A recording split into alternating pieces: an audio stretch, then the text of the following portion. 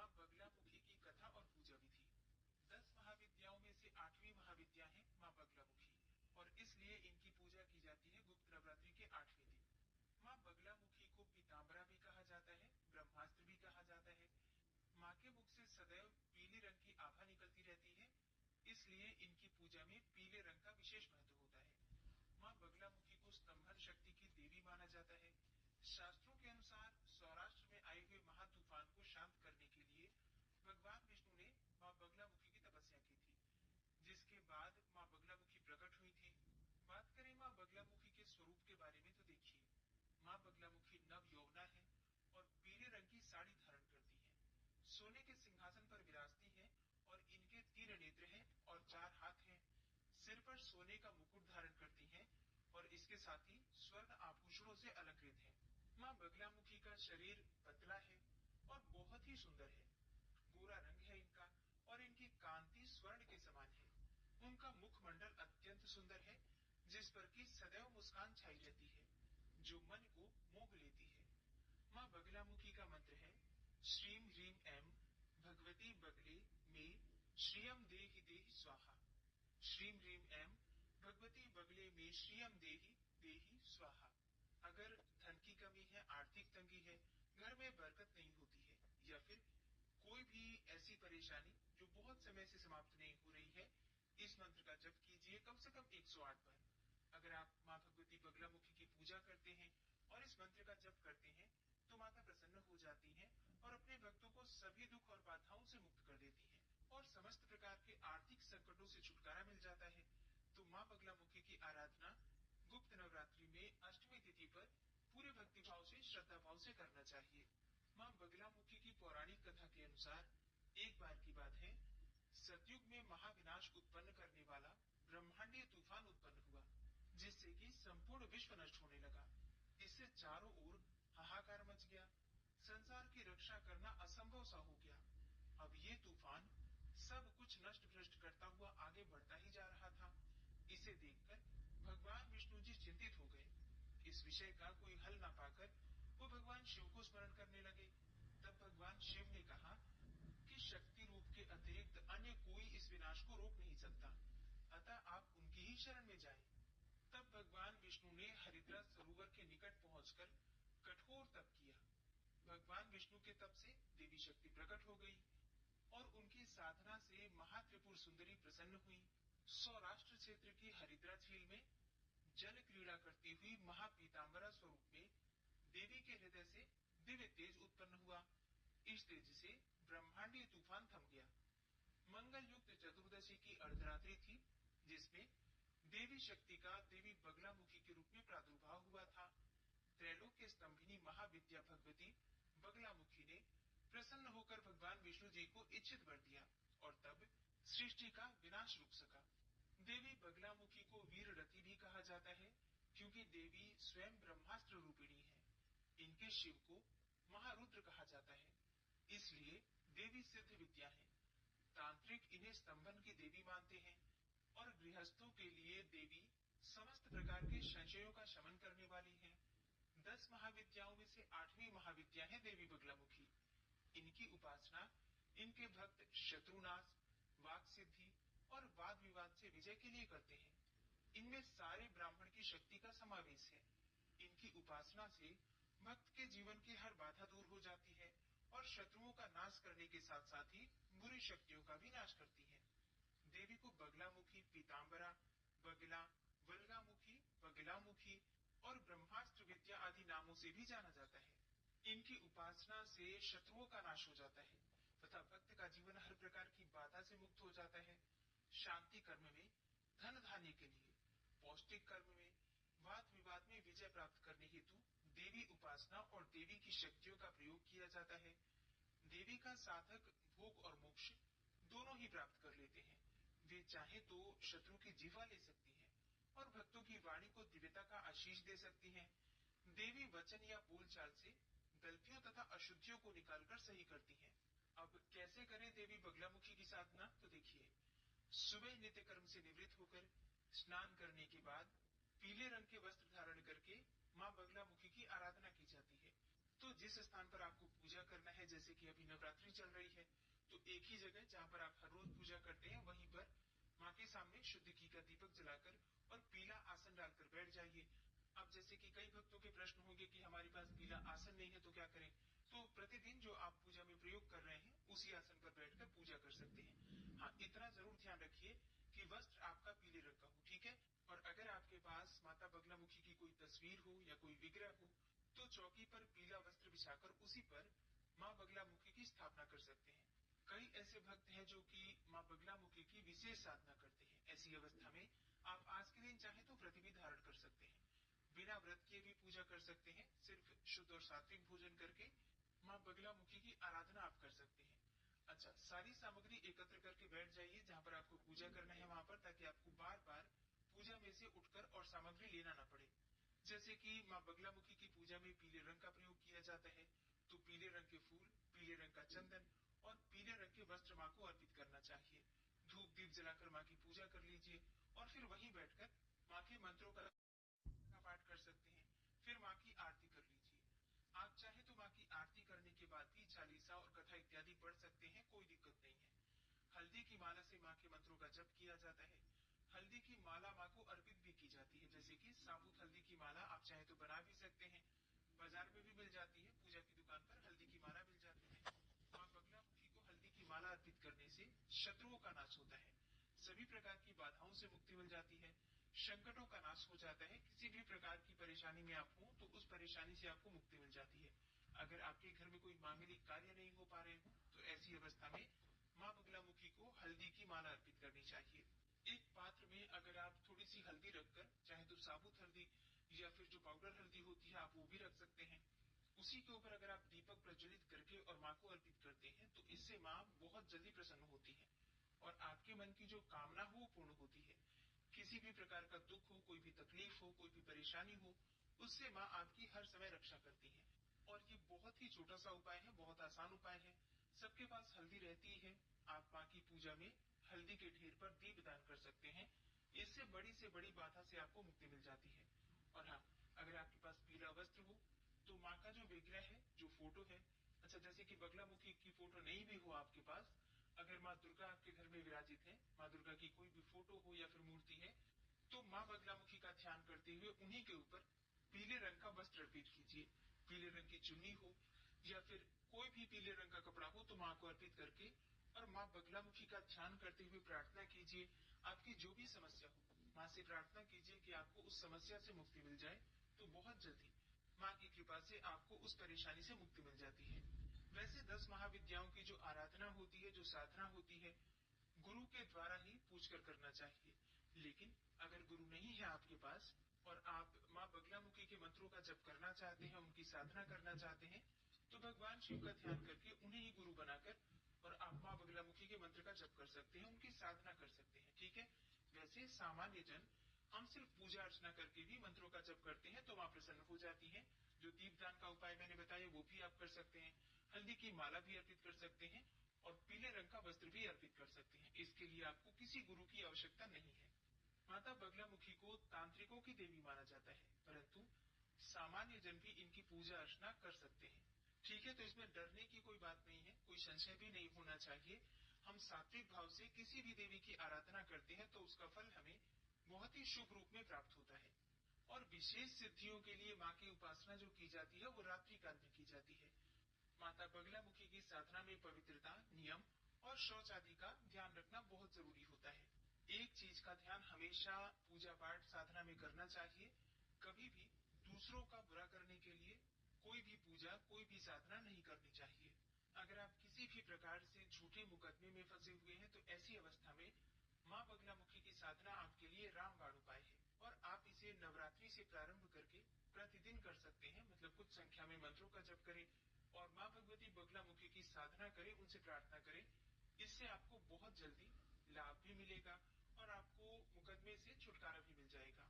तो प्रेम से जयकारा लगाइए माँ बगलामुखी की जय। माँ महागौरी की कथा और पूजा विधि जो नवरात्रि में अष्टमी तिथि पर जरूर करनी चाहिए। देवी भागवत पुराण में ऐसा बताया गया है कि देवी माँ के 9 रूप हैं और 10 महाविद्याएं सभी आदि शक्ति के अंश और स्वरूप हैं। लेकिन भगवान शिव के साथ सदैव उनकी रानी के रूप में माँ महागौरी ही विराजमान रहती है। इसलिए नवरात्रि की अष्टमी तिथि पर माँ महागौरी की पूजा को सद्य फलदायिनी और अमोघ शक्ति वाला माना गया है।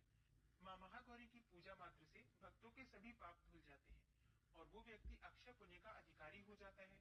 शिव पुराण के अनुसार माँ महागौरी की उम्र जो बताई गई है वो 8 साल की है और 8 साल की उम्र में ही उन्हें अपनी पूर्व जन्म की सभी घटनाओं का आभास होने लग गया था। उन्होंने इसी उम्र से ही भगवान शिव को अपना पति मान लिया था और शिव को पति रूप में पाने के लिए तपस्या भी शुरू कर दी थी। इसलिए अष्टमी तिथि को माँ महागौरी के पूजन करने का विधान है, क्योंकि माँ महागौरी की उम्र भी 8 साल की है और इसलिए देवी भागवत में जो कन्या पूजन में कन्या की उम्र बताई गई है वो 2 साल से लेकर 8 साल के बीच की कन्या होनी चाहिए। इससे श्रेष्ठ फल की प्राप्ति होती है।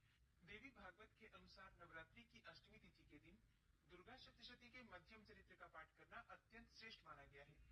जो लोग 9 दिन का व्रत नहीं कर पाते हैं किसी भी कारणवश, उनके लिए कहा गया है कि अगर वो पहले दिन और 8वें दिन यानी कि अष्टमी तिथि का व्रत धारण करते हैं और 9वीं तिथि के दिन व्रत का पारण करते हैं तो उन्हें 9 दिन के व्रत का संपूर्ण फल प्राप्त हो जाता है। तो अगर आप सिर्फ 2 ही दिन के व्रत धारण करते हैं तो प्रतिपदा तिथि और अष्टमी तिथि का व्रत कीजिए और 9वीं तिथि के दिन कन्या पूजन करके आप अपना व्रत खोल सकते हैं। देवी भागवत पुराण के अनुसार देवी पार्वती अपनी तपस्या के दौरान केवल कंदमूल, फल और पत्तों का आहार करती थी और हजारों वर्षों तक इसी प्रकार से उन्होंने तप किया।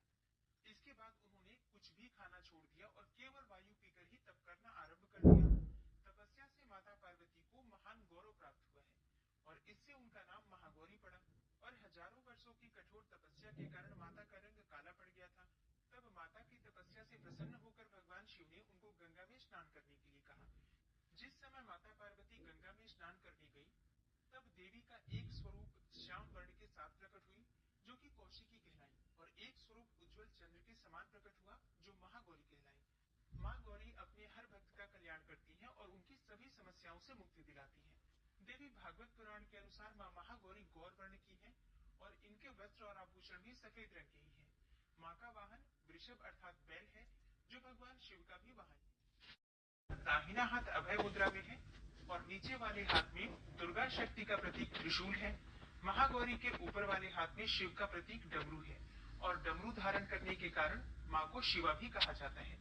माँ का नीचे वाला हाथ अपने भक्तों को अभय देता हुआ वर मुद्रा में है और माँ का स्वरूप एकदम शांत है।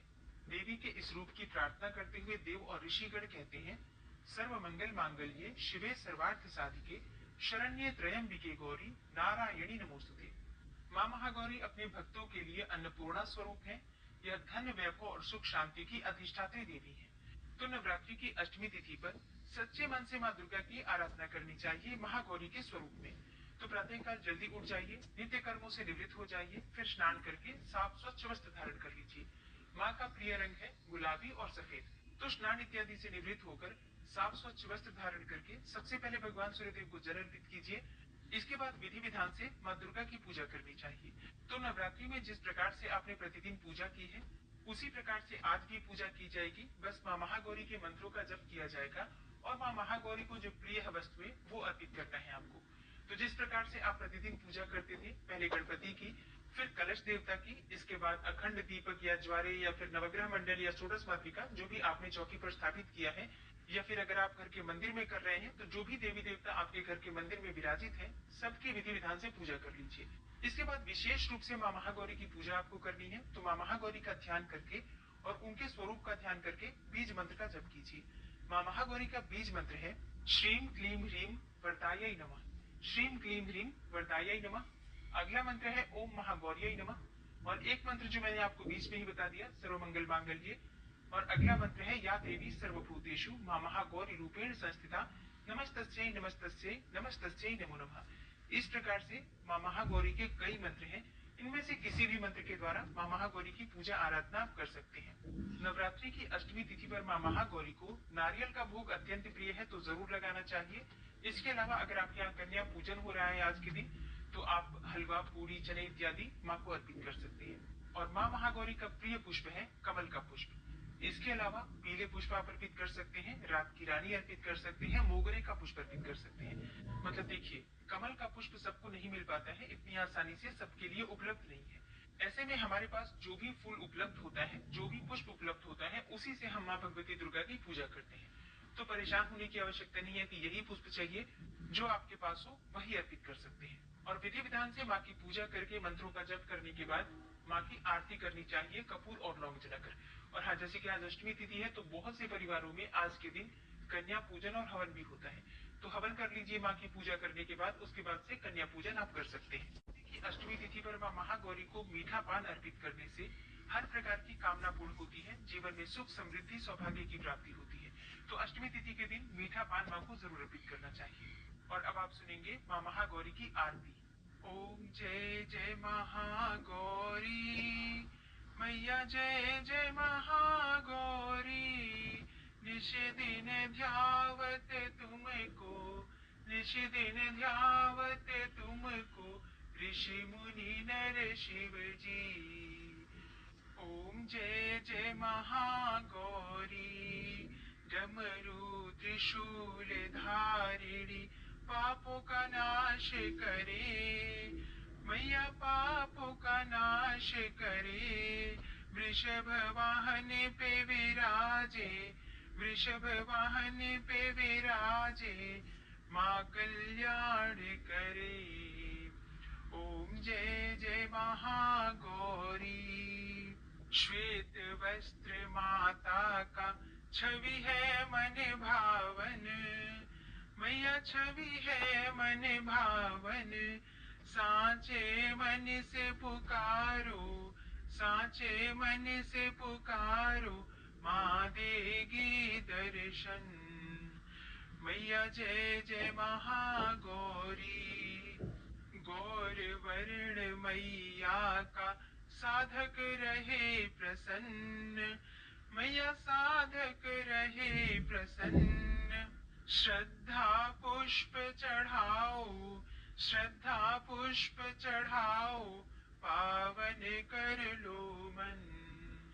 ओम जय जय महागौरी। अष्टमी नवरात्रि में पूजा माँ की करो, भक्तों माँ की पूजा करो। माँ विपदा है मिटाती, माँ विपदा है मिटाती, माँ का ध्यान करो। ओम जय जय महागौरी। अवतार लियो माने दक्ष गृह, लीला निराली की मैया ने लीला निराली की। शिव वैरागी खोए, शिव वैरागी खोए, मोहिनी थी डारी। ओम जय जय महागौरी। शरणागत की रक्षक माता भवानी तुम, हे माता भवानी तुम। सुन लो माता अरज तुम, सुन लो माता अरज तुम, द्वार तेरे आए हम। ओम जय जय महागौरी। मंदिर में माँ तेरे सदा ही सुख बरसे मैया, सदा ही सुख बरसे। अन्न धन सब पावे, अन्न धन सब पावे, अपूर्ण नर न रहे। ओम जय जय महागौरी।